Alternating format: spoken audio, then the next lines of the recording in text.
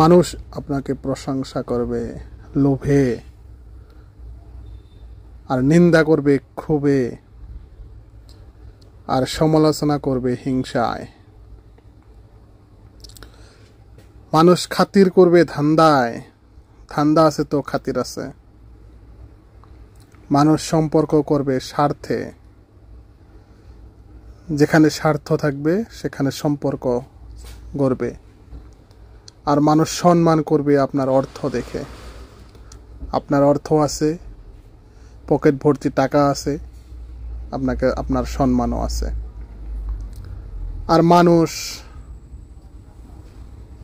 আপনাকে সবসময় সম্মান করবে টাকা দেখে। তাই মানুষকে ভালোভাবে চিনে রাখুন, চিনে নিন কে কীরকম মানুষ। আপনি একবার তার বিষয়ে ভালো করে জেনে তারপরেই তাকে আপনার বুকে জায়গা দিবেন। বুকে জায়গা দেওয়ার আগে অনেকবার চিন্তা করবেন মানুষটা কীরকম, আপনার জন্য সঠিক না ভুল।